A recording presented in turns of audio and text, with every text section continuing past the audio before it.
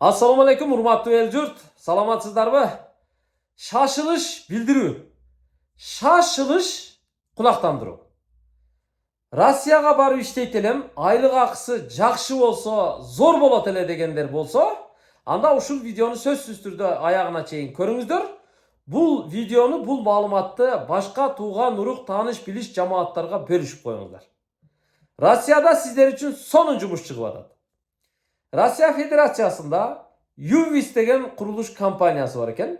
Аны кээ бириңиздер билсеңиздер деле керек. Ал компания Россияда миңдеген километр жолдорду куруптур. Жол куруу боюнча курулуш компаниясы экен. Серьезный компания экен. Ошол компания жол курууда спецтехникаларды, жана башка техникаларды минип айдаганга айдоочуларды жумушка чакырат жана жол курууда кара жумушчуларды жумушка чакырат.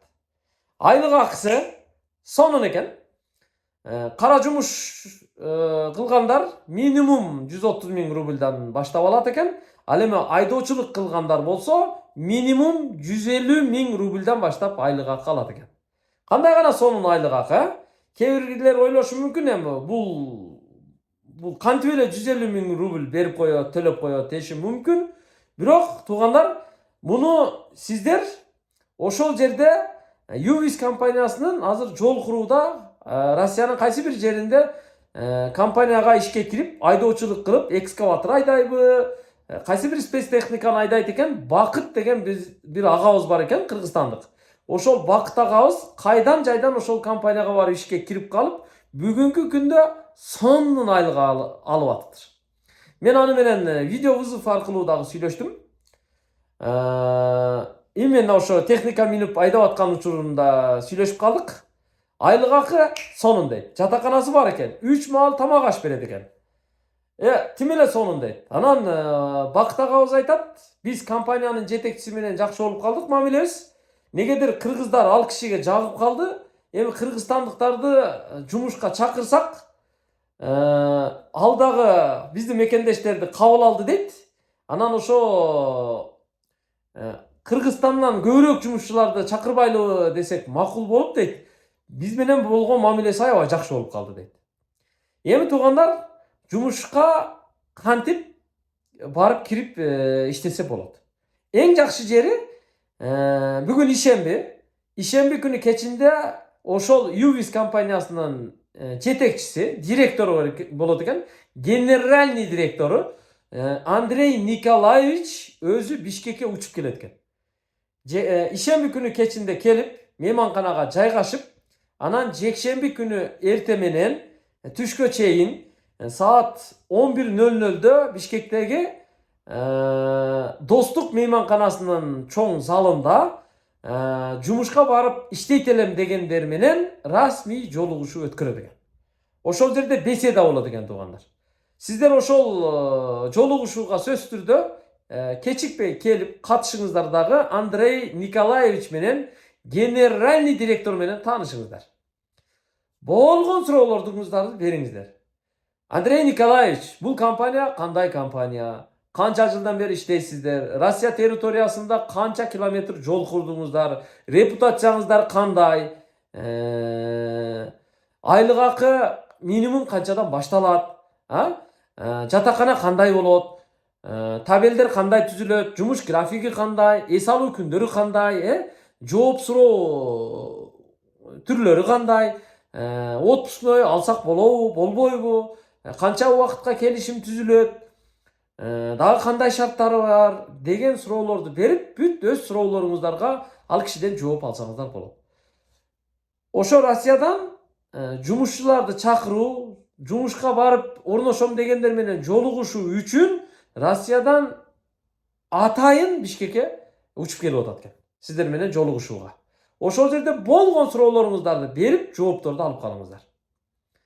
Минимум 130-150 000 сом рубльдан башталат экен айлык акы. 3 маал тамак аш берет экен. Жатаканасы бекер ичинде. Анан душтары, кир жуучу жайлары дагы бар экен. Кыскасы укмуш сонун шартты түзүп берет экен. Эң жакшы жери, эртең келгенде өз жалгыз келбей, менимче юристтери менен дагы келет окшойт. Юристтер бар экен. компания Россияда серьезный компания болгон үчүн сиздерди дагы расмий түрдө жумушка кабыл алып, мындайча айтканда соцфонд, налог, нарак берак деген төлөмдөрү дагы толук мамлекеттик мыйзам боюнча жүргүзүлөт экен. Ошол компаниянын жатаканаларына апарып учетко коет экен, юристтери сиздерге жардам берет экен. Толук ушу расмий түрдө сиздерди жумушка кабыл алып, канча мөөнөткө, мисалы 6 айлык мөөнөткө, 1 жылдык мөөнөткө, канча мөөнөткө келишим түзсөңүздөр, ошончо мөөнөттө иштеп, жакшы айлык акыны алып, чөнтөктү толтуруп, жеңил барып, оор кайтсаңыздар болот экен иншаллах. Мен ошол компанияда иштеген Бактак Агыз менен дагы сүйлөштүм. Экранга ошо Бактак Агыздын номерин жазып коебуз. Анын иниси бул жакта ошо Бишкекте атайын кеңсе ачып, жумушчуларды кабыл алууга камданып атыптыр. Андан сырткары дагы бир Акыл деген агабыз бар экен. Ал кишинин дагы номерин ылдыйга калтырдык. Ошол киши менен дагы сүйлөшсөңүздөр болот.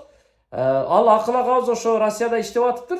Эртең ошо генеральный директор Андрей Николаевич менен чогуу Кыргызстанга учуп келет экен. Жолугушууда ошо достук мейманканада чогуу жолугуп, чогуу сүйлөшөт экенсиздер. Анан жакшы жери сиздер келишим түзүп, аларга катталып бара турган болсоңуздар, ушу Кыргызстандан Россияга чейин ошо алып барып жумушка орношконго чейинки расходторду көтөрүп, туда-обратно билеттерди дагы алып берет экен. Авиа билеттерди. Салпактап жанагы автобуста же болбосо жанагы таксилерде жүрбөйт экенсиздер. Бул компаниянын башкы кеңсеси Сургут шаарында экен. Сургутка алып барат окшойт биринчи менимче. Андан кийин ошо кайсы территорияларда, кайсы жерде объекттери болсо, ошол жерлерге бөлүштүрөт экен. Ошо бөлүп анан направление менен жөнөтөт. Ошол жерлерге барып бригада менен чогуу иштей берет экенсиздер. Кыскасы сонун жумуш. Кызыктуу суроолор болсо, алдын ала жолугушууга чейин ылдыйдагы телефон номерларга чалып байланышсаңыздар болот. Андрей Николаевичтин өзү менен жолугабыз десеңиздер, пожалуйста.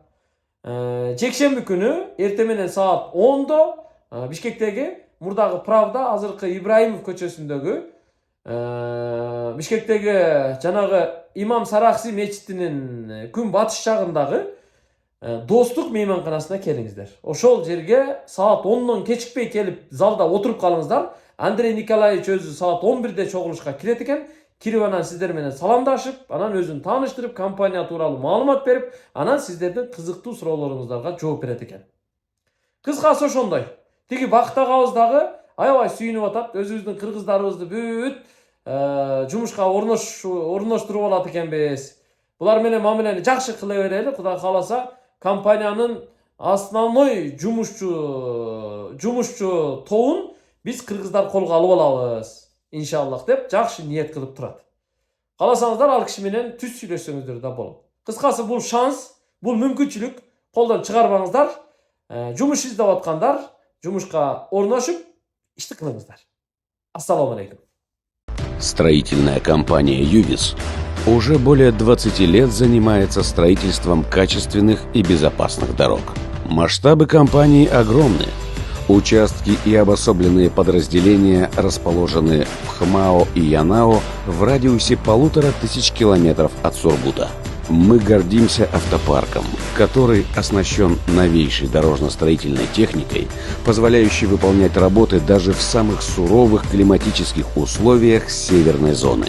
Компания придерживается высоких стандартов качества и безопасности при строительстве дорог. При выполнении работ уделяем особое внимание безопасности, следуя строгим правилам и стандартам.